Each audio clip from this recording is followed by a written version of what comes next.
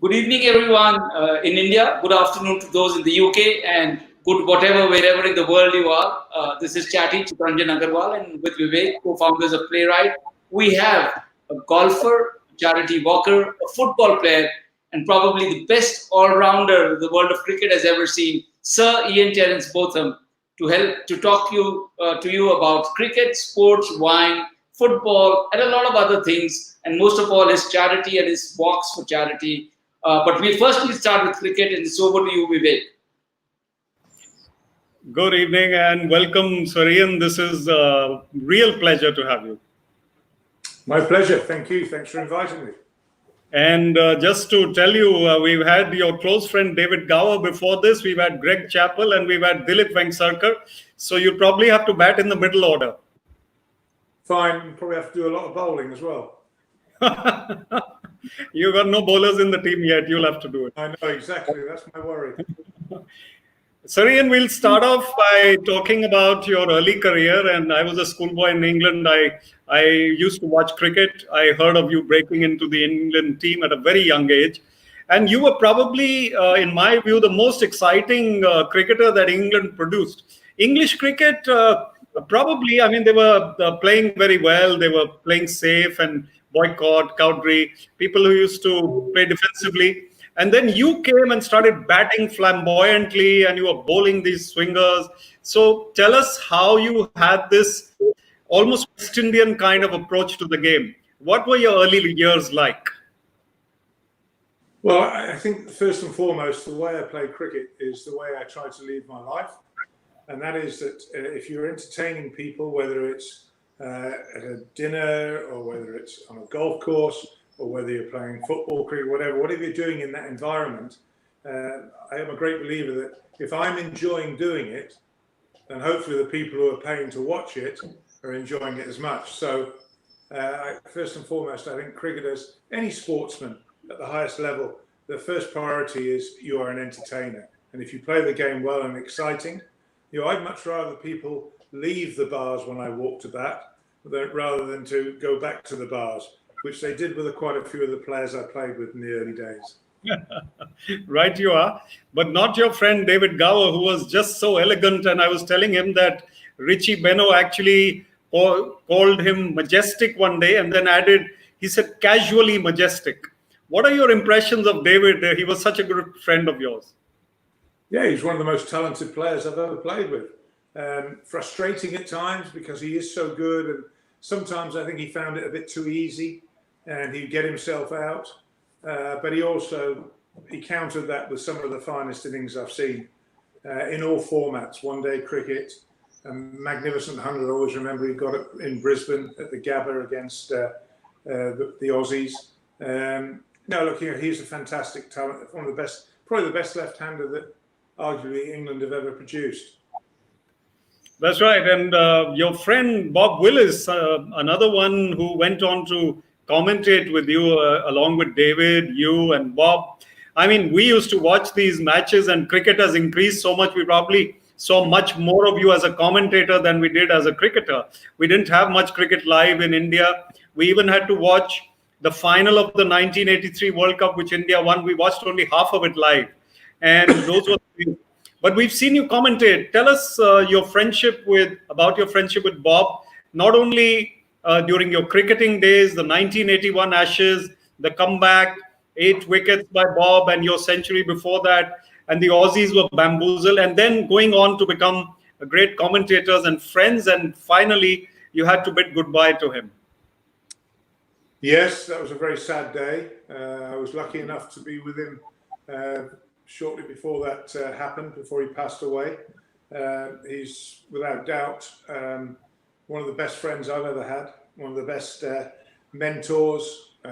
He was always there when I needed someone to talk to.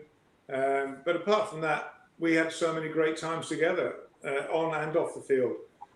We had pretty much the same taste in wine, for instance. So we used to, day off, we would go, and some guys would go to the golf course, some guys would go to the beach. Bob and I would, with a couple of other boys, would usually head for a winery and have lunch at a winery and enjoy the wines and learn a lot about the winemaking and the way wines came together, and that's where my real interest, which has grown. But you go all the way back to a very good friend of mine and Bob's called John Arlott, and John Arlott was legendary, and I'm sure everybody in India will remember the great John Arlott, the commentator. Yes, commentator. John also was a connoisseur of old world wines, particularly the French wines. And at the age of 17, he and I became friends when I had to carry his lunchbox up to the little commentator's box for radio at Taunton, and we got chatting, and he told me about wines, and he said, do you drink any wine? So I was 17, no, not really. So he was my first mentor in wine, and Bob and I spent some lovely times with John. But Bob and myself, not only do we enjoy each other's success when we bowled together, which we did for a long periods, it was all special. It's a special friendship, and there's not a day. I don't think there's a day that goes by where he doesn't flash through my memory for some reason, or something will trigger reaction. So yeah, he's he'll be missed by all the cricketing world. Originally as a player, then as a commentator, raconteur, very dry sense of humour, which a lot of people didn't understand. Massive love of Bob Dylan, and hence change of his name to Robert George Dylan Willis. He was a unique, he was a one-off, and we all miss him. Yes, I saw vodcasts with Mike Selvey, Paul Allott, and Bumble. I think David Lloyd, and you were discussing him so lovingly and fondly. But over to Chatty for a few questions, tossing the ball around. Yes, Chatty. Yes. So, sir, Somerset, you and I read somewhere that Viv Richards made your debut together for Somerset. Is that correct? Or is that something? Yeah, first class debut for Somerset together. First class. But we played the season before, but mainly played a bit of one-day cricket for Somerset, but mainly the under-25s and the second team. And that's where we first met, Viv and I, and then we joined. We played our first-class debuts together at the start of the season, and that was, as they say, the rest is history. So yes, the rest is history. One of the I'm wondering if someone could sit with you and write a book about your friendship with Bob Willis and Viv Richards. That would be quite an interesting read. It'd be a very big book. Yes, I'm sure. There are a lot of great stories. To play with the Somerset was a pleasure and an honour, and then to play against him in the international arena on many, many occasions in all formats of the game again was a challenge. One that both of us enjoyed, but our friendship is, he's godfather to my son, Liam, and whenever I catch up with Viv, it's as if we've never been away. It's that kind of relationship, and friendship, and admiration, I suppose, mutual admiration. I think he's the finest player, the finest batsman that I ever bowled to and ever played with. And there's a lot of great players out there. Don't forget your little maestro from down in Mumbai, little Sunil Gavaskar.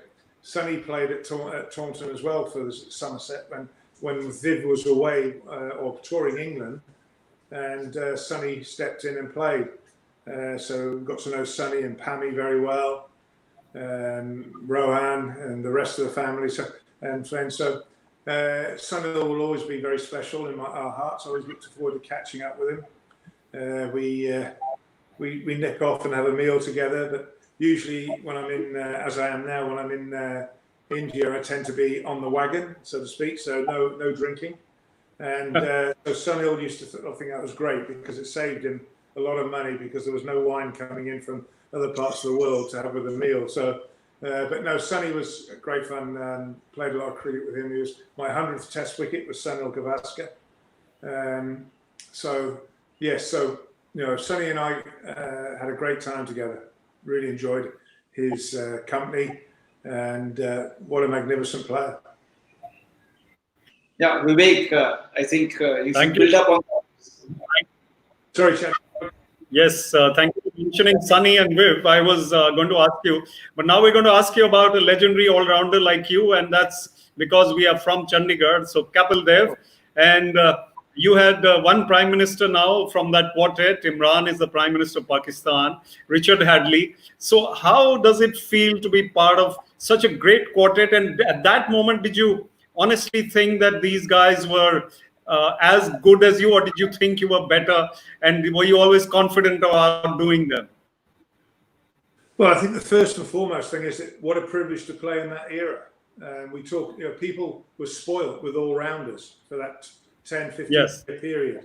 And they don't come along all the time. All-rounders do not grow on trees.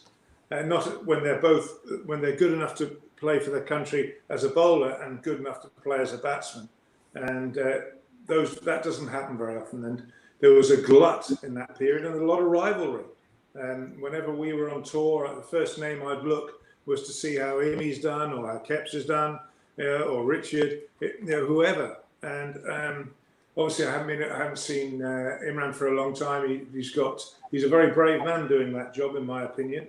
And I would wish him all the very best, and I hope he stays safe. But no, Imran, I'd always look to see how he'd done, or Keps, or Paddles. Have a look and see who's done what in the world. And or he didn't get any runs, didn't get any wickets, and it was that kind of competition. And I think I can say that for all of us. I'm pretty sure every single one of us had that same mindset. I'm going to check and see how they've done. But that was great, and we all went on to be good friends. And I see Richard. I spend a lot of time in New Zealand with the wine business, and I see Paddles down there. He's doing very well, recovering at the moment. He's been very ill. So I wish him well, and hopefully I'll be seeing him, and he'll be back on the golf course and bouncing around in a few months' time in New Zealand. Look, it's great. I see Keppel because of the work we did with Laureus Sports for Good Foundation, and we played golf together, and we played golf together around the world, and we enjoy a glass of wine together now, which Keps he didn't drink at all, or very little when he was playing. And but he's catching up with it now, so he's making up for lost time. But no, always good company, friendships that will go on forever, I think. Yes, actually, Kapil Dev, we look up to him. I was a junior cricketer in Chandigarh. We call him Kapil Paji. Paji means older brother. It's like, I told him. Sorry? I know a little bit. Paji, I know, yes. You know a little bit, yeah. So. So I told him actually that you'll be live, and I said, Paji, now it's your turn after Ian. So we can call you Ian Paji maybe as elder brother. It's an honor maybe. Thank you very much. Yes. But he's. I actually think that when I think back and having played as much in India as I have done or did do in the test pitches, there wasn't a great deal of help most of the time for the seamers. And when I think of the hours and the overs that Keps bowled in the heat of somewhere like Chennai or Madras as it was in those days, the heat and or Mumbai and could get very hot and humid as well. So and he was basically the linchpin of that Indian attack for probably a dozen years at least, where he was actually the main man. So that was a big effort. So a lot of admiration for him. Yes, and I think all four of you actually considered yourself to be more bowlers than batsmen, as far as I could make out. And David Gower even said that Ian used to feel that bowlers never get man of the matches awards.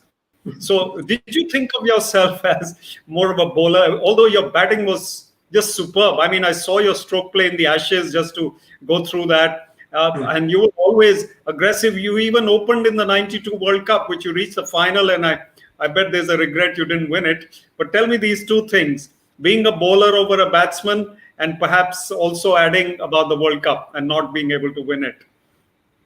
Well, let's go about the all-rounder. For me, I had to be involved. So I had to bat, I had to bowl, I had to field it. I fielded second slip. And I wanted to be involved all the time. I have a very, very short boredom threshold. So it had to keep me busy, otherwise I'd have drifted off. And so I relished it. I didn't mind what part of the game I was involved in, whether it was standing at slip to the seamers or to the spinners, or whether I was bowling myself or batting. I just wanted to be involved. And I think it was probably a relief to all the guys in the dressing room that I was an all-rounder. So they did keep me busy and kept me out of trouble, which I'd have caused lots on the field if I got bored. So, it was natural for me, and I think it's the same for the other guys. I actually started the career when I first went to turn pro. I was regarded as a batsman who could bowl a little bit. And then as the game developed, and I developed with it, then I started to bowl as much and bat as much. So I batted at 5, 6, very occasionally 7, but usually opened the bowling with the new ball once I got established. Regarding the batting opening the batting in the one days, I should have done that.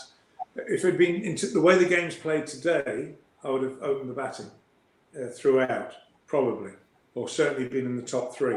Whereas in those days we had people like Jeff Boycott batting for the 60-over game. He'd bat 35 overs for 60, and he couldn't understand why we lost.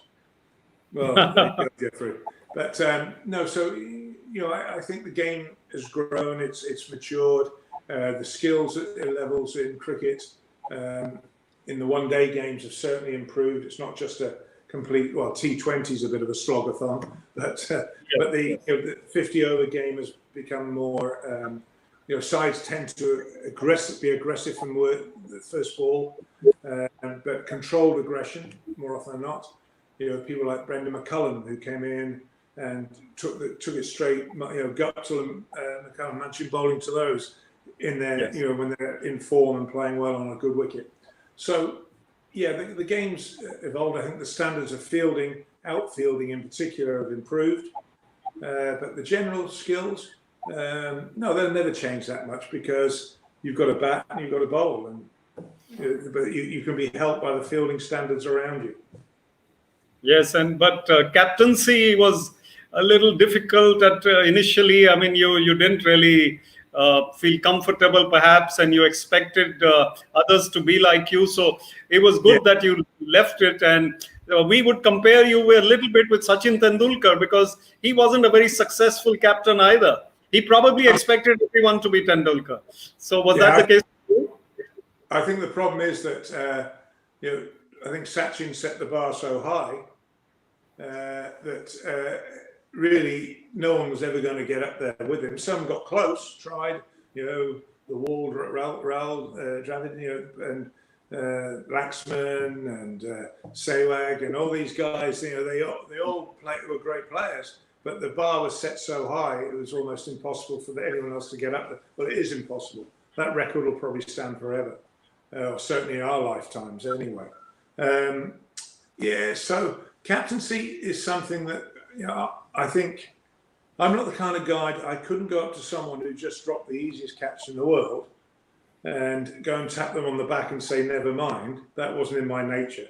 I had a lot to say, but it wasn't complimentary.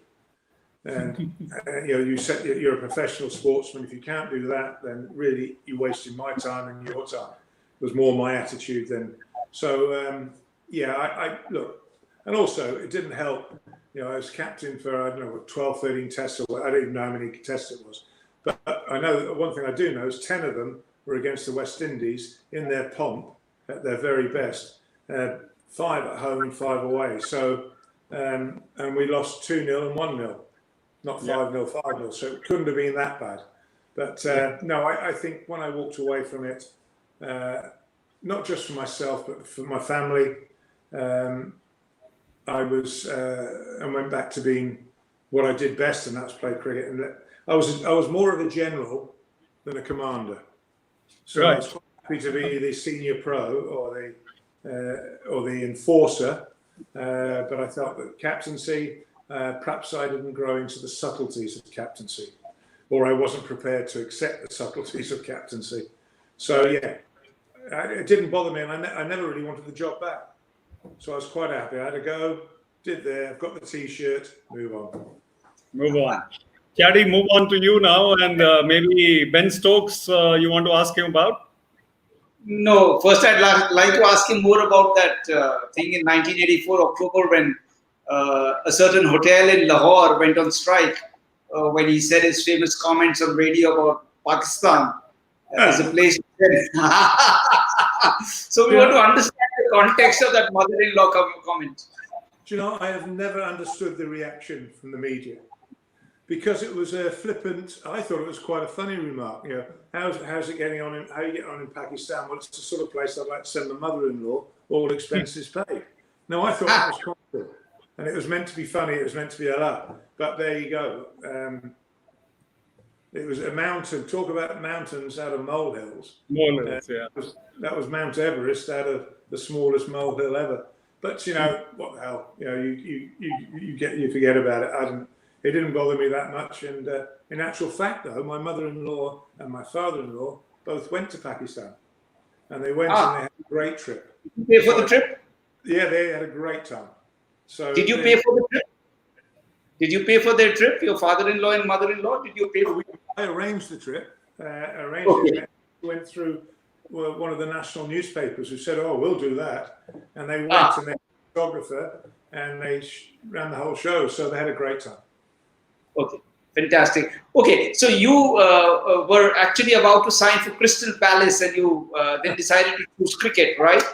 But tell me about your career at Scunthorpe United. You were playing top-class cricket. The Botham Ashes were happening, and you were playing football for a second division club. Scunthorpe was at that time, I think. First and foremost, it's the mighty Scunthorpe. Mighty, yes. Iron, yes. I enjoyed my time. The thing was, in those days, there was, no such thing as a central contract. So we basically we were employed from April to the end of September, and then if you were picked to go on an England tour, your employment contract was from the start of the tour to the end of the tour.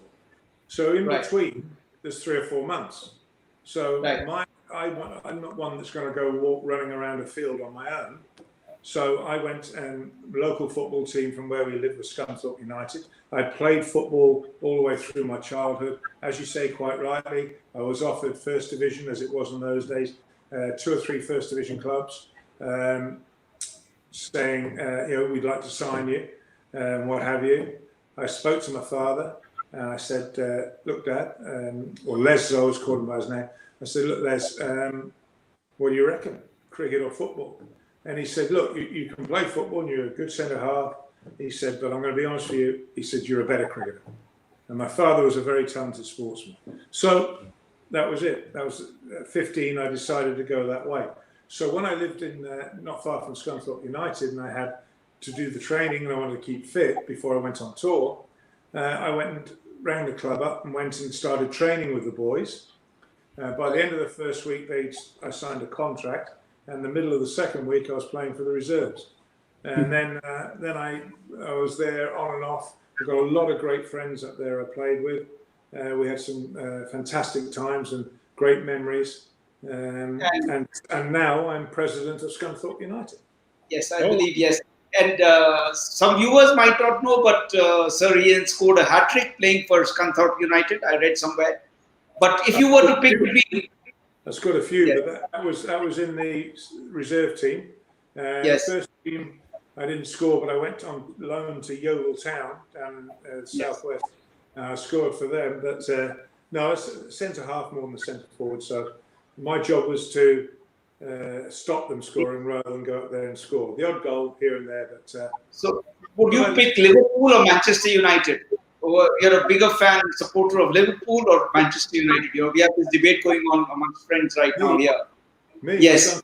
United. I've always been a United fan. Liverpool, I think, have been brilliant, and they deserve, even if they didn't play another game, which they will play now, but Liverpool will quite rightly be champions this year. No one's got close to them. They've been brilliant, and they've been brilliant since Jurgen Klopp took over. And I think they play magnificent football, great football to watch. and they're consistent. And even when they have a day where they're not at their best, they can still win. You know, they've got deadly strikers, they've got a great captain and a strong midfield, solid defence. They've got probably the best centre half in the world. So, you know, Liverpool, whatever they win this year, and they should win everything that comes their way, they richly deserve. And I don't see anyone challenge them for at least another couple of years. Fantastic, thank you. Next question up I'm going to be asking you is about golf. And have you played golf here in Chandigarh ever? Yeah. No, there's not many places. If you've got a golf course, I usually found it. So okay. So fantastic. So just to let you know, we have the longest par 5 in Asia here at Chandigarh, 613 yards. Yeah, so we are looking forward to having you back here again whenever you are. I think I birdied it. You made a birdie there? I birdied it. I think last time we played it. Oh, fantastic. Okay. So that's a live goal now for a lot of our friends watching here from Chandigarh now to birdie and say, oh, yes, I'm like Ian Botham. They were brilliant. They looked after us really well. And a few of the England boys played there as well at the same time. So we had the Sky commentary team and the England team. So we all went out there and enjoyed it. And that's a good course. Yeah. Vivek, back to you for the cricket questions. I think some floating around here, Stokes and stuff. Yes. So we've got questions from the viewers, and one question that is persistently coming up is, why don't we have great all-rounders today except Ben Stokes, maybe in today's cricket? And what do you think of Ben Stokes, and what do you think of the fact that there are not enough all-rounders? Well, like I said at the start, all-rounders, it's not something you manufacture. Someone can either do it or they can't. And you've got to have a huge appetite and a big heart to be an all-rounder, because the workload is double. So, which I thrived on. Ben Stokes, as you mentioned, I think is the most exciting player in world cricket at the moment, and consequently just been voted Cricketer of the Year, World Cricketer of the Year. He's a great lad. I like him a lot. I'm chairman at Durham, and he's one of our players, so I see quite a lot of Ben. Look, he's the kind of guy. I like to think I played in the same vein as Ben Stokes. What was the part of the question? It was all-rounders today. You already answered it because young people. Okay. So I want to ask you about your larger-than-life image while you were playing, the media hounding you, and it was probably because your style was flamboyant on the field, and they used to chase you off the field, the paparazzi. But you were probably the first cricketer chased by the paparazzi, right, all the way to the West Indies. How did your family handle it, and how did you manage to perform so consistently under pressure? Well, first and foremost, the most obvious answer there is it's impossible to do what they suggested I did and play cricket. So, draw your own conclusions. In those days, there was a tabloid war in the UK, and I'm sure you remember it, and it was pretty brutal. Yeah. And we had the tall poppy syndrome. Anyone that did well, they had to be cut down in any sport or any profession. So we didn't get very much protection. Nowadays, the boys are protected a lot more from that, and they're educated more in it and how to handle it. So, look, I went out, I played the game, I played hard on the field and I played hard off the field. And that's the way I was. I wasn't the guy that would go home and sit down and have a bowl of pasta and read a book and go to bed. That's not me. And that's not in my. You want someone that goes out there and is charismatic and full of confidence and can inspire a team. Well, I don't think you can just suddenly come off the pitch, wrap him in cotton wool and bring him out of a box tomorrow morning and start a game. It's not in the nature of the beast. And Ben's very much in that same category. So, yeah, that's what. Between Ben Stokes and Andrew Flintoff, who would you pick as a better all-rounder? Oh no, Ben by a mile. Ben by a mile. Yeah, Ben Stokes. When you get Fred had his moments and he was terrific. But have a look at wickets taken, how many fifers you get. Ben Stokes has been injured a little bit with his ankle. In fairness, so was Fred. He had problems with it. But for me, I would say that Ben Stokes is ahead.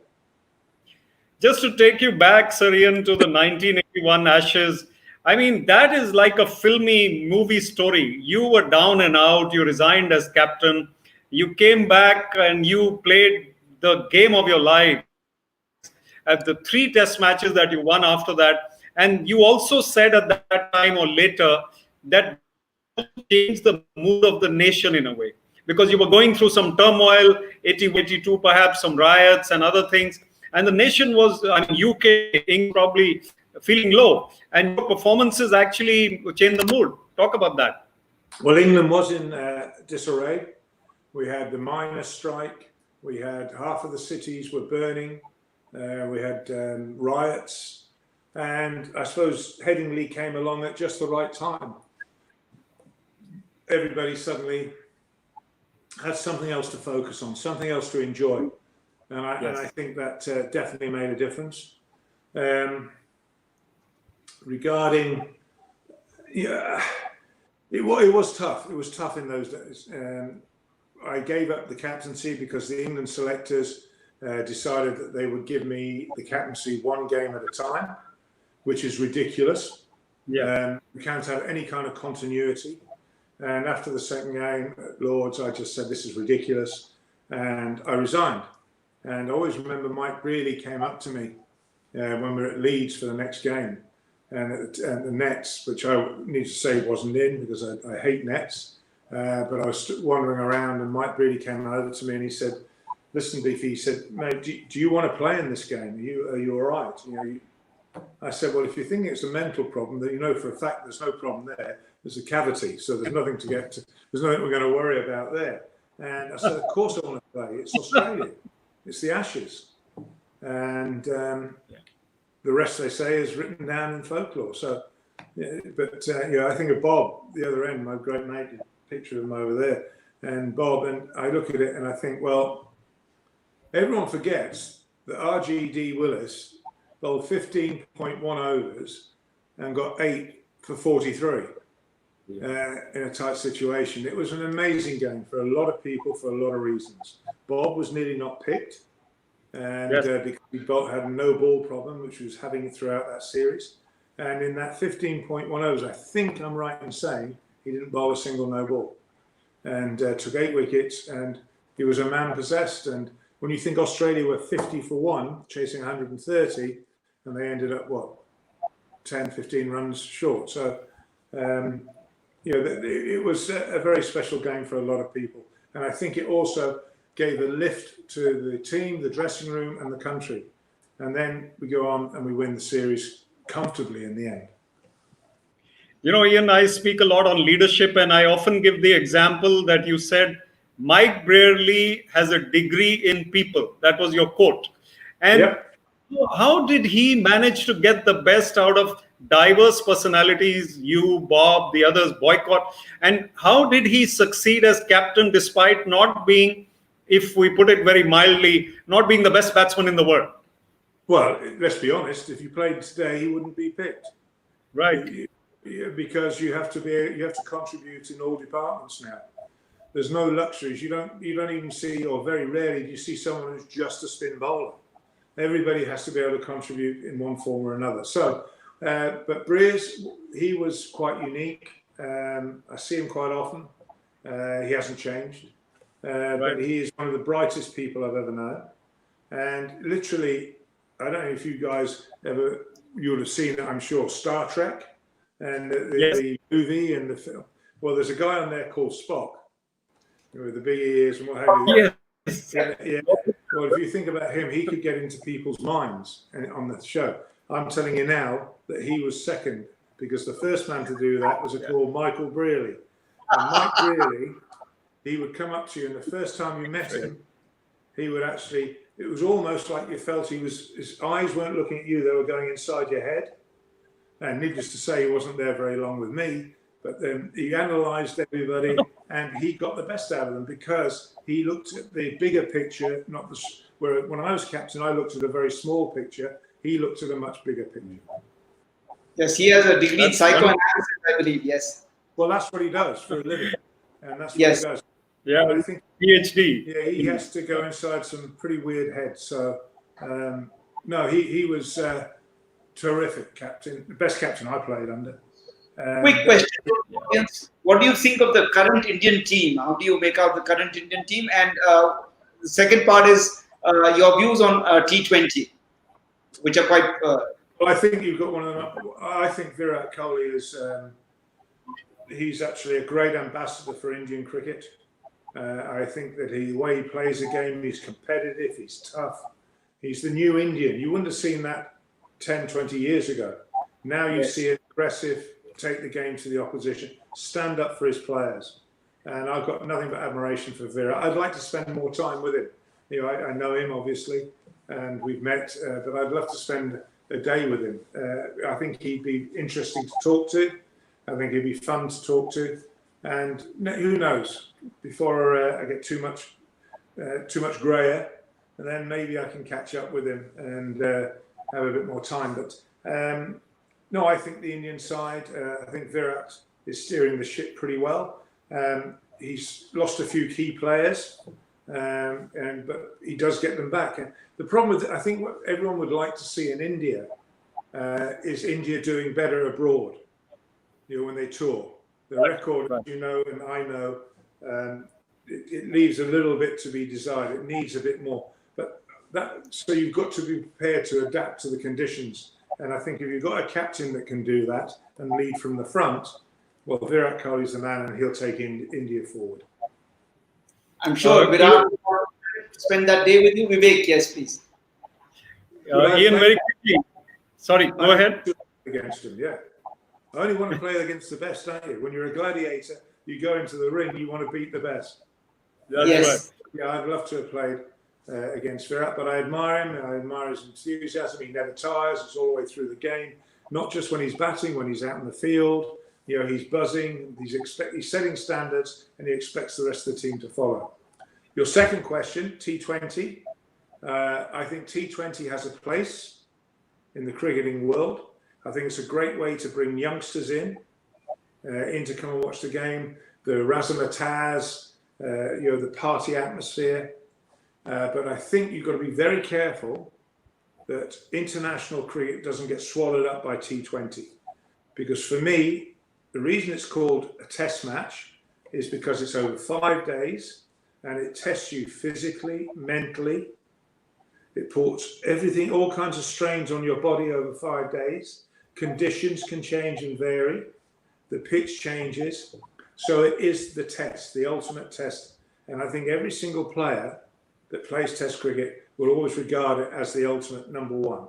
We must never lose Test cricket. If we lose Test cricket, we lose cricket as we know it. So that is the flagship. It's the most important game that's played by a cricketer, and the one that every cricketer, I think, in their hearts wants to do is play for their country in a Test match. And I think there are a lot of players who play T20 who I call flat wicket bullies, and they're probably the reason a lot of them, I can understand a lot of Test players who've had long careers. Brendan McCullum's a great example. I go back to Brendan, and who did exceptionally well in Test cricket, led his country. Then he comes and plays a bit of T20 at the end of his career. Great entertainment. He loved it. I think it's important that you don't lose focus. And if you talk to kids, even now, they don't talk about T20 players. They talk about people like Ben Stokes, who everybody talks about Leeds, Headingley. It's a good ground floor round us, Headingley. But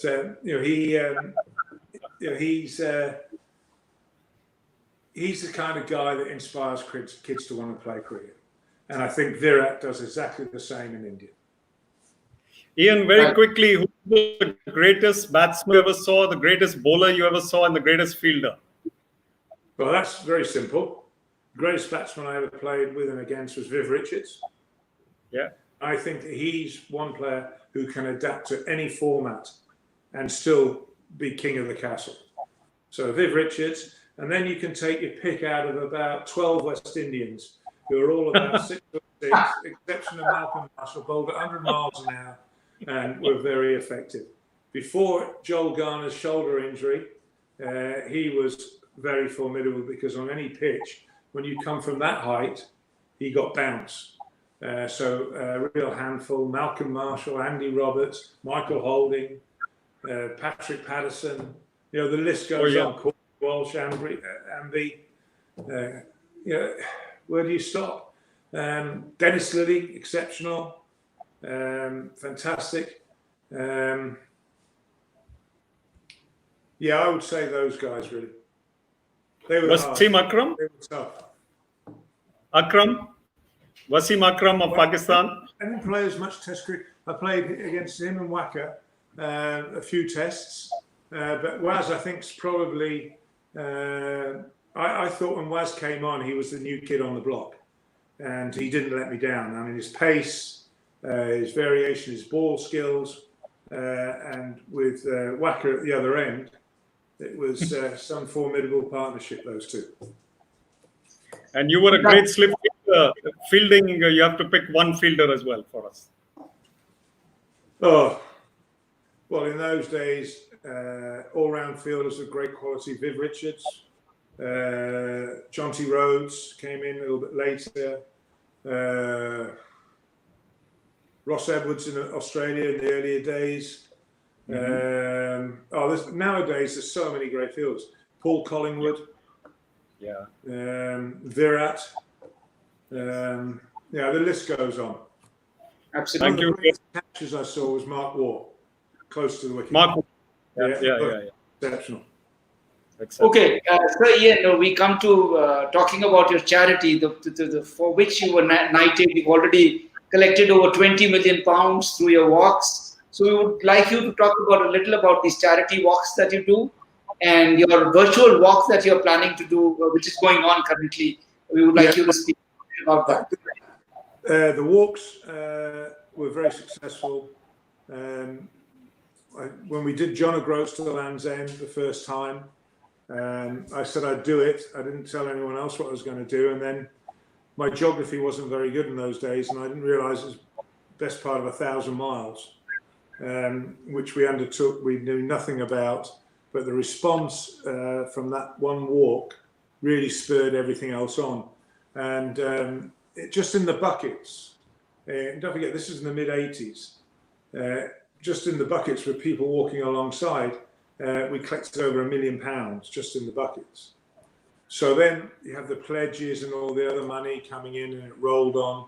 So we built a hospital just outside Glasgow, which is the research centre, which has grown because we keep on adding money to it to expand. The thing that keeps us going, we've done 17 walks now, and that is it. My surgeon, after replacing 2 hips and rebuilding my spine, said we'll just ease off on the walking now. So that's gone.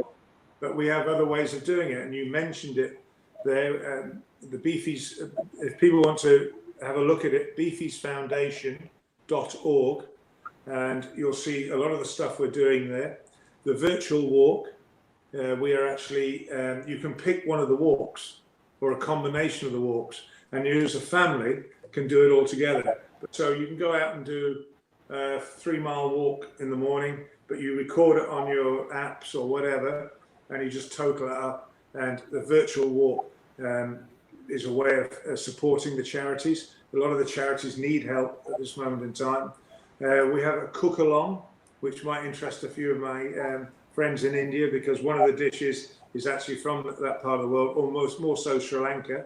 But we do a cook along, which is launched next week. Again, that's on the beefiesfoundation.org, which is good fun. We do it, and so it's a virtual again. So I can be stood at the barbecue, and people in Chandigarh or wherever can be watching it, joining in from there, and we're all making.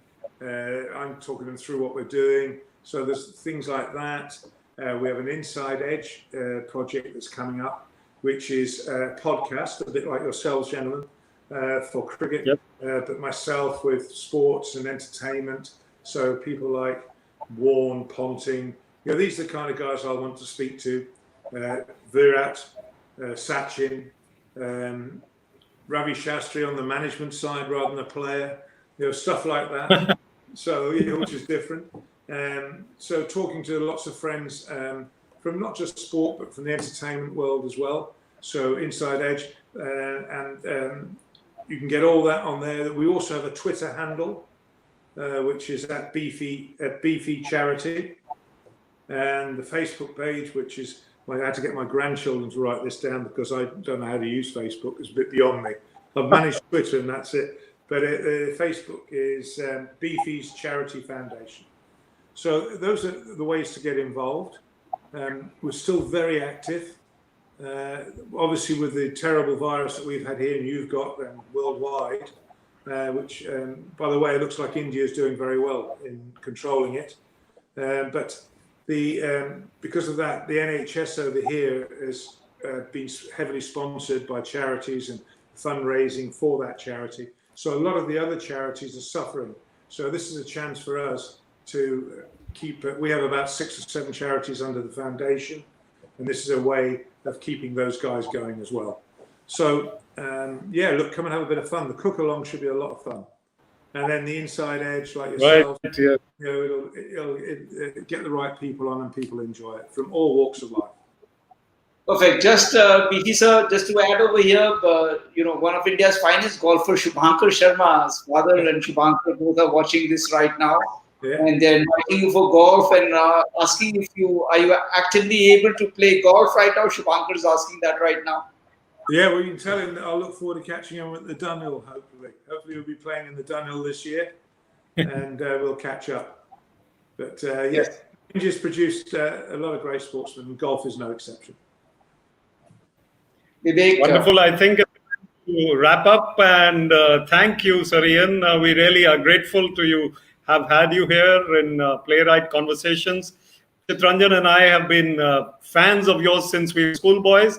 So we decided to crowd you in, and both of us are surrounding you on the screen, sharing screen time with you. We enjoyed this conversation. We hope you did. And we hope Playwright and Inside Edge and other projects that you have, we can work together in the future. Be great if you can. And thank you for having me. And a big thank you to all my friends in India.